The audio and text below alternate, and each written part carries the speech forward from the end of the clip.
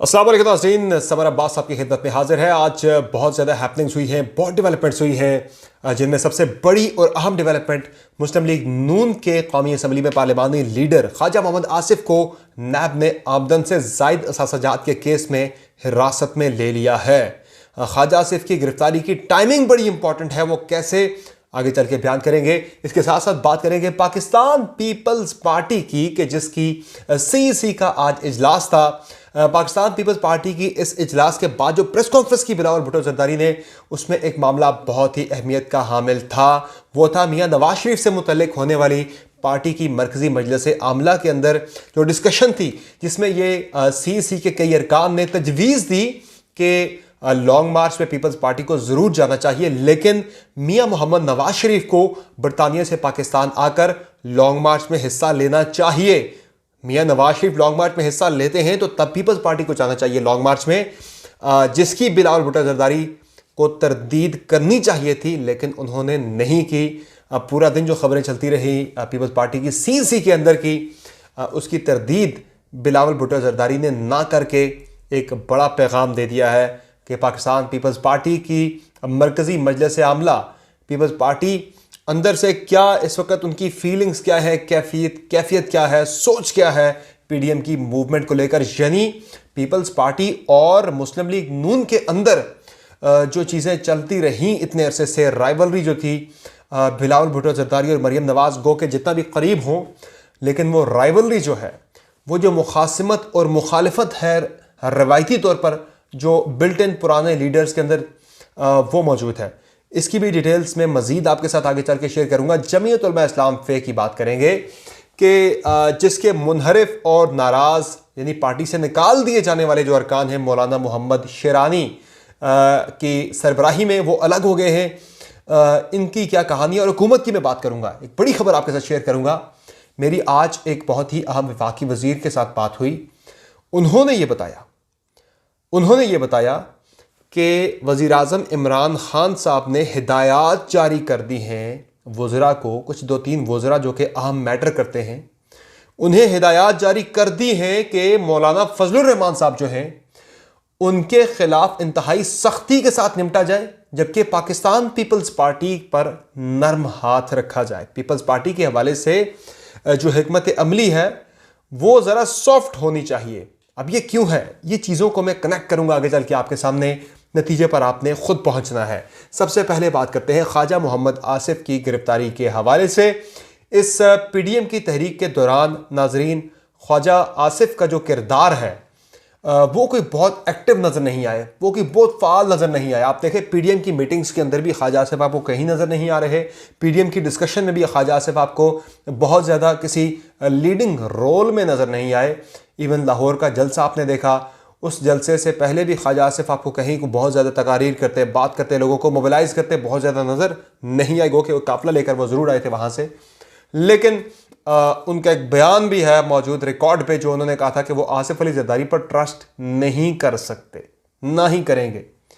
यानी वो पीडीएम के अंदर एक डिफरेंट सोच रखने वाले लीडर थे, और अब आके उन्हें ही गिरफ्तार कर दिया जाना। जो पीडीएम के मुतहर्रिक लोग हैं उन्हें गिरफ्तार नहीं किया गया। एक गैर मुतहर्रिक लीडर जो कि पीडीएम के प्लेटफॉर्म के अंदर जमात के एक पार्लिमानी लीडर हैं, उन्हें आज हिरासत में ले लिया गया आमदन से जायद असासाजात केस के अंदर। और गिरफ्तारी भी बड़ी ड्रामाई थी। इस्लामाबाद में इजलास चल रहा था इसन इकबाल की रिहाइशगाह पर। कल चूँकि मुस्लिम लीग नून की का यौम तासीस है, इस्लामाबाद में तकरीब भी हो रही है जिससे मरियम नवाज खिताब करेंगी। इस तकरीब से एक दिन पहले ख्वाजा आसिफ को गिरफ्तार करना यकीनी तौर पर मुस्लिम लीग नून को यौम तासीस का तोहफ़ा दिया गया है। कल मरियम नवाज जो है वो एक बहुत ही जारहाना तकरीर करेंगी मुस्लिम लीग नून के यौम तासीस पर। बड़ा एहसान कर रहा है जो भी कर रहा है ये सारा कुछ अपोजिशन पे, बिलखुसूस मुस्लिम लीग नून पर और मरियम नवाज पर इन पर्टिकुलर, चूँकि ये वो लोग हैं ख्वाजा आसिफ, शहबाज शरीफ, जो कि उस कैंप के जो बंदे हैं वो अंदर जा रहे हैं, और मरियम नवाज कैंप जो है उसी को पूरा मौका मिल रहा है, पूरा प्लेइंग फील्ड उसको मिल रहा है। बहरहाल ये गिरफ्तारी बड़ी इंपॉर्टेंट है, इसकी टाइमिंग बड़ी इंपॉर्टेंट है। आने वाले दिनों में ये इशारा भी दे रही है कि पीडीएम के ख़िलाफ़ हुकूमत और जो मुतल्लिका इदारे हैं वो सख्ती के साथ निपटने जा रहे हैं। इस तरह की मज़ीद गिरफ्तारियाँ भी आने वाले दिनों में देखने को मिल सकती है। दूसरी बात हम करेंगे मौलाना फजलुर रहमान की, उनकी भी बड़ी गिरफ्तारी के हवाले से तैयारियां हो रही हैं, प्लानिंग हो रही है। और आज जो जिस तरह मैंने बताया आपको शुरू में कि मेरी मुलाकात हुई एक बड़े ही अहम वज़ीर के साथ, और आज इमरान खान साहब ने कुछ वज़ीरों को अपने काबीना के वज़रा को ये कहा है, जो मुतल्लिका वज़रा है उनकी ज़िम्मेदारी लगाई है कि मौलाना फजलुर रहमान के ख़िलाफ़ इंतहाई सख्त पॉलिसी इख्तियार की जाए, उनके साथ सख्ती के साथ निमटा जाए। यानी मौलाना को टाइट करना है आने वाले दिनों में हुकूमत ने, और जो मुतल्लिका इदारे हैं जो कर सकते हैं उसकी एक अमली शक्ल आज आपने देखी भी कि मौलाना की पार्टी में आपको रिफ्ट भी नज़र आ रही है। मौलाना मोहम्मद ख़ान शिरानी ग्रुप अलग हो गया है। इसके अलावा मौलाना की ही पार्टी के मुफ्ती कफ़ायतुल्लाह के ख़िलाफ़ बगावत का मुकदमा दायर करने का फ़ैसला हो चुका है। और तीसरी चीज़, मौलाना फजलुर रहमान को नैब की तरफ से आज उनका मौक़िफ़ भी आ गया है सामने कि 2 मरतबा नैब ने सवालनामे भेजे हैं मौलाना फजलुर रहमान को, लेकिन उनके घर पर उनके स्टाफ ने रिसीव नहीं किए, और ये कहा गया उनके मुलाजमीन की तरफ से कि मौलाना घर पर नहीं है, हम नहीं लेंगे। और तरदीद की जाती है कि ना मेरे घर पे नोटिस आया, ना मुझे किसी किस्म का नोटिस दिया गया, ना कोई बुलावा आया, सिर्फ मीडिया के अंदर ये बातें लीक की जा रही हैं। तो नैब की तरफ से वजाहत आई है, अब तीसरी मरतबा सवालनामा और नोटिस जो हैं वो चीज़ें मौलाना को भेजी जाएंगी। अब रिसीव ही ना करें मौलाना साहब तो नैब वाले क्या करें। लेकिन मौलाना के बारे में हिकमत अमली यही है कि उन्हें टाइट करना है। आने वाले दिनों में उनके खिलाफ सख्त एक्शन आपको नजर आएंगे हुकूमत की तरफ से। उसकी वजह ये मैं आपको बताऊं कि पूरी पीडीएम में ज़्यादा मौलाना पे नज़र क्यों है हुकूमत की, चूँकि मौलाना के पास पूरे मुल्क के अंदर 3 लाख से ज़ायद मदरसों के तालिब इल्म हैं। अब चूँकि पीडीएम की तहरीक जो कि हुकूमत के ख़िलाफ़ चल रही है उसका अहम मरहला आने वाला है। वो मरहला ये है कि इस मरहले में इस्लामाबाद की तरफ लॉन्ग मार्च किया जाएगा। इस्लामाबाद के अंदर धरना दिया जा सकता है जिसमें मौलाना फजलुर रहमान जो है वो सबसे इम्पॉर्टेंट और की रोल प्ले कर सकते हैं। सड़कों पे खड़ा होने वाला, मार खाने वाला, मौसम की शिद्दत को बर्दाश्त करने वाला जो कारकुन है वो मौलाना फजलुर रहमान के पास मौजूद है। पीपल्स पार्टी और नून लीग के पास इस तरह की सख्तियां झेलने वाली स्ट्रेंथ जो है, पब्लिक स्ट्रेंथ, सड़कों पे आने वाली स्ट्रेंथ मौजूद नहीं है। इसलिए हुकूमत ये समझती है कि लॉन्ग मार्च के मरहले से पहले पहले अगर मौलाना को फिक्स कर लिया जाता है तो फिर ये तहरीक इसे नाकाम बनाना कोई ज़्यादा मुश्किल काम हुकूमत के लिए नहीं होगा। इसलिए अब जो फोकस है, अटेंशन है, हुकूमत की तवज्जो है वो सारी की सारी मौलाना फजलुर रहमान पर है, उन्हें फिक्स करना है। अब बात कर लेते हैं इसी खबर से जुड़ी दूसरी चीज़ की कि वज़ीर ने यह बताया कि खान साहब ने यह कहा है, इमरान खान साहब ने यह कहा है कि मौलाना को टाइट करें जबकि पीपल्स पार्टी के हवाले से नरम पॉलिसी इख्तियार की जाए। अरे बाबा क्या हो रहा है? पीपल्स पार्टी के लिए इमरान खान साहब के दिल में इतनी मोहब्बत अचानक से कैसे जाग उठी?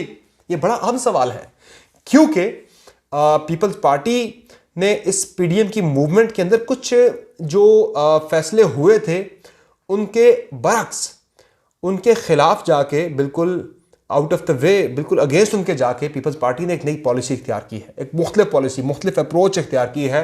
जो पीपल्स पार्टी की अप्रोच है, इस्तीफ़े ना देना, इस्तीफ़ों का मामला डिले करना और इसके साथ साथ अदम एतमाद की तहरीक लेकर आना, ये सारी चीज़ें जो हैं, पर्टिकुलरली इस्तीफ़ों को डिले करना, लॉन्ग मार्च को आगे लेकर जाना, पीपल्स पार्टी की जो हिकमत अमली है ये गवर्नमेंट को सूट कर रही है, ये इदारों को सूट कर रही है इस वक्त। हालांकि ये चीज़ पीपल्स पार्टी को खुद सबसे ज़्यादा सूट कर रही है, चूँकि पीपल्स पार्टी के स्टेक सबसे हाई है। पीपल्स पार्टी के पास सिंध की हुकूमत है, जो पीडीएम की किसी और जमात के पास इतना बड़ा स्टेक उनका नहीं है इस तहरीक के अंदर इस्तीफ़े देने वाले मामले पर। पीपल्स पार्टी को सेनेट के अंदर 10 के करीब नशिस्तें मिलने जा रही है, यानी पीपल्स पार्टी इलेक्शन के बाद, सेनेट इलेक्शन के बाद सेनेट के अंदर ऐवान बाला में सेकंड लार्जेस्ट पार्टी होगी। तो जो पीपल्स पार्टी को चीज़ें सूट कर रही हैं वो इमरान खान साहब को भी सूट कर रही हैं, वो हमारे इदारों को भी सूट कर रही हैं। और तीसरी बड़ी अहम बात कि पीपल्स पार्टी ने अभी तक इदारों के हवाले से वो सख्त जुबान इस्तेमाल नहीं की जो बाकी पीडीएम की जमातें इख्तियार कर रही हैं। जो उनकी हिकमत अमली भी है उसका भी आसफ अली जरदारी ने कह दिया कि हमें एक मुख्तलिफ रास्ता, मुख्तलिफ तरीक़ेकार इख्तियार करना है। अब आज बिलावल ने कह दिया अदम एतमाद की तहरीक लेकर आनी है पंजाब में और वज़ीर-ए-आज़म इमरान खान के ख़िलाफ़।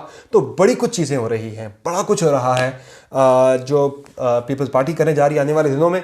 लेकिन आज जो कंट्रोवर्सी पूरा दिन जारी रही मीडिया के अंदर, उस पर मैं कुछ आपके साथ बड़ी ही इंपॉर्टेंट चीज़ शेयर करने जा रहा हूँ कि पाकिस्तान पीपल्स पार्टी के मरकज़ी मजलिस आमला के इजलास के दौरान सीसी के कुछ अरकान ने ये नुक्ता नज़र, ये मौक़िफ़ इख्तियार किया कि लॉन्ग मार्च में पीपल्स पार्टी को उस वक्त जाना चाहिए कि जब मियां मोहम्मद नवाज शरीफ पाकिस्तान आकर लॉन्ग मार्च का हिस्सा बनते हैं। सीसी के अक्सरियत में अरकान ने इस्तीफ़े देने की मुखालफत की है। हालांकि बिलावल ने यहाँ तक तो कह दिया कि 31 दिसंबर तक इस्तीफ़े पार्टी क़यादत के पास आ जाएंगे, लेकिन ये इस्तीफ़े स्पीकर के पास जमा करवाने का जो फ़ैसला है इसे सीसी के अक्सर अरकान ने रद्द किया है, उसकी मुखालफत की है। और जो मियां नवाज शरीफ से मुतल्लिक़ ख़बरें थी, ये बड़ा इंटरेस्टिंग मामला है। बात हुई है, कई अरकान ने यह बात की है। और जब बिलावल से पूछा गया कि आप बताएं, तो उन्होंने वो ये कह सकते थे बड़े आराम के साथ कि मैं इसकी तरदीद करता हूं, लेकिन उन्होंने तरदीद नहीं की। उन्होंने कहा ना मैं इसकी तरदीद करूंगा ना मैं इसकी तस्दीक करूंगा।